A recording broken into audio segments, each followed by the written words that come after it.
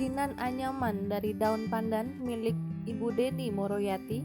Sejak tahun 2016, Moroyati memulai membuat kerajinan anyamannya sendiri, awalnya hanya dengan mengkreasikannya.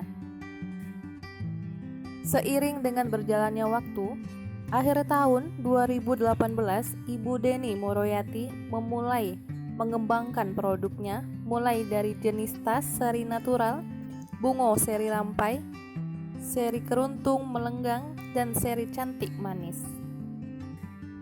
Daun pandan yang digunakan adalah daun pandan yang berasal dari tangkit.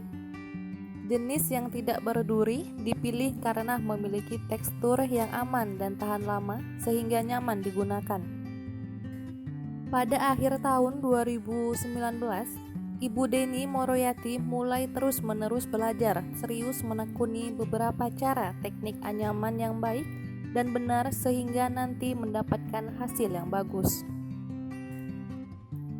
Proses pembuatan kerajinan ini memiliki waktu yang panjang, mulai dari pengambilan daun pandan, kemudian daun pandan ditiriskan menjadi beberapa irisan yang banyak, lalu direbus kurang lebih 3 jam. Selanjutnya, daun pandan dibersihkan dengan air bersih, lalu dijemur selama 2 hari sampai 3 hari.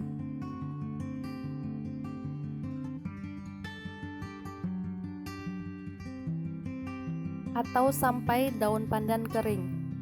Selesai dari penjemuran, Ibu Deni bersama karyawannya mulai membuat kerajinan anyamannya sesuai dengan pola yang sudah disiapkan. Usaha kerajinan anyaman milik Ibu Deni Moroyati ini sudah terjual hingga ke kota-kota besar, mulai dari Jakarta, Bandung, Surabaya, sampai ke Sulawesi. Harga jual kerajinan ini cukup relatif, dari harga 150 hingga 350 ribu. Bagi yang ingin membeli bisa datang ke toko kerajinan anyaman Jambi yang beralamatkan di Jalan Aditya Warman, Gang Pacitan, nomor 38, RT 14 Sukarejo Tehok Jambi. Atau juga bisa melalui media online mulai dari WA atau Instagramnya.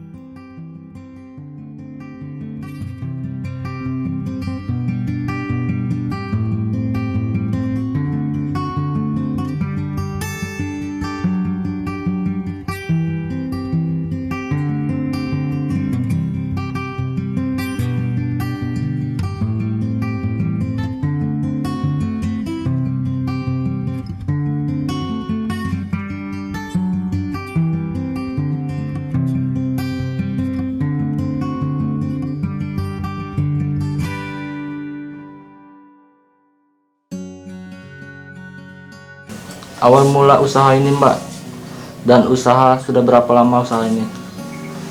Saya memulai usaha kerajinan ini di 2016, tapi waktu itu belum muatan lokal. Nah, ketika akhir 2018 saya baru mulai nyemplung mengangkat muatan lokal.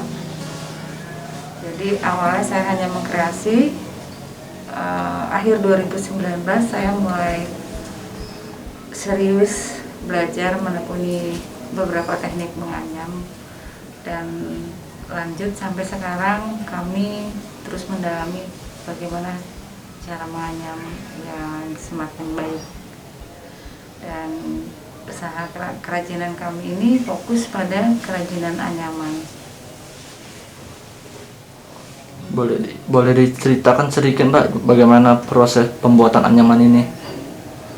Proses dari awal sampai akhir ya. Ke pandan yang kita pakai ini pandan yang tidak ada durinya untuk saat ini ya, tapi tidak menutup kemungkinan ke depan akan berkembang ke bahan-bahan baku lain, karena kan fokusnya kita serat alam ya, karena serat alam itu kan banyak. Jadi pandan itu diambil dulu. Setelah diambil dibelah-belah, ada pisau khususnya yang sudah kita bikin, kemudian direbus, dilayukan gitu kan, direbus. Setelah rebus melalui proses perendaman 2 hari, setelah rendam dijemur, setelah dijemur kering diraut lagi, setelah diraut baru dianyam. setelah anyam menjadi longsong bentuk-bentuk yang kita inginkan. Setelah itu kita lanjut dengan proses-proses finishing seperti kita menggunakan cairan tertentu untuk menghambat proses penjamuran. Kemudian setelah itu kita lanjut ke kreasi. Dari longsong setengah jadi tadi kita lanjutkan ke kreatifnya. Kita kasih handle yang kita kerjakan sendiri, artnya, aksesoris seninya gitu, itu juga kita kerjakan sendiri. Dan setelah ready baru kita pasarkan. Ada berapa karyawan di sini, Mbak? Untuk saat ini yang aktif baru 2 orang. Sudah sampai mana memasarkan anyaman ini, Mbak? Anyaman kami itu Jambi dan sekitarnya ya, kemudian juga ke provinsi-provinsi lain seperti Jakarta, Bandung, sampai Sulawesi ada yang kota-kota besar lain, ada beberapa seperti Surabaya, karena saya kan juga berjualannya lebih banyak di media sosial. Apa harapan kedepannya, Mbak, dengan usaha ini? Kalau harapan kami itu impian ya, saya bilangnya impian yang sedang kami kejar secara perlahan tapi pasti. Kami insya Allah beberapa tahun ke depan kami terus berprogres, dari sekarang terus berprogres, dan harapan kami bisa menjadi salah satu yang mengekspor bahan anyaman ini ke negara lain, karena menurut saya ini potensi pasar yang besar. Bahan baku kita di Jambi itu banyak banget, yang melimpah ya, bahan baku itu melimpah, tapi masih banyak belum melirik ke sana karena pengolahannya memang agak susah, rumit, butuh ketekunan. Dan orang yang saya rasa untuk melakukan ini memang kita harus ekstra kerja keras, karena produk ini yang awalnya tidak dilirik ya, ada di semak belukar ya, seperti tanaman tidak berguna gitu kan. Selanjutnya kalau kita olah menjadi cantik, justru kenapa tidak kita lakukan, sementara peminat barang-barang seperti ini tuh justru adanya di negara-negara lain. Apa kendala yang dihadapi pada saat ini, Mbak? Sejauh ini kami terkendala pertama di bahan baku ya, karena bahan baku itu, karena saya tinggalnya di perkotaan, bahan baku kita harus ke pinggiran-pinggiran kota Jambi. Tapi sejauh ini masih bisa teratasi, meskipun memang agak sulit ya. Nah, kendala berikutnya adalah mengenai tenaga kerja. Tenaga kerja kami di sini kan kerjanya kerja kreatif, telaten, ulet. Itu agak susah kita mencari tenaga kerja yang seperti yang kita inginkan gitu loh. Karena pekerjaan di sini begitu kita mengerjakan semua yang di sini itu, produk jadi itu kan tidak langsung terjual, harus menunggu. Nah, sementara pertama pekerja itu kebanyakan kurang telaten dan mereka kurang mau untuk mengerjakan kerjaan-kerjaan yang teliti, rumit, yang yang menurut saya asik, yang menurut orang lain belum tentu asik. Ya, itu salah satunya. Tapi saya selalu optimis bahwa apa yang kami lakukan ini tetap akan membuahkan hasil.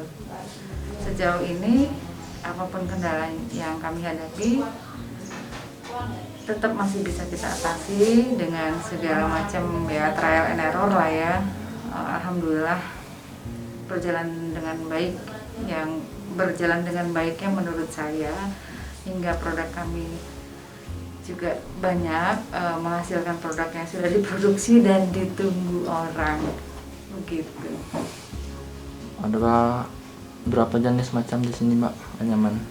Kalau desain kita mungkin 10 desain ada sudah yang kita desain. Cuman memang tidak semuanya belum kami ekspos semua ke media sosial. Masih ada beberapa yang terbaru itu belum kita ekspos, sementara barangnya sudah diambil orang ya, sudah dikerjakan desain baru dan sudah diambil. Kita belum ekspos karena masih mencari namanya, karena produk kami kan setiap produk itu ada namanya. Seri ini seri bunga rampai, seperti ini kan seri bunga rampai, ada seri cantik manis, ada seri tote bag gitu kan. Nah yang terakhir ini ada 2 seri yang sebenarnya sudah kita kerjakan tapi karena belum dapat nama makanya kita belum ekspos.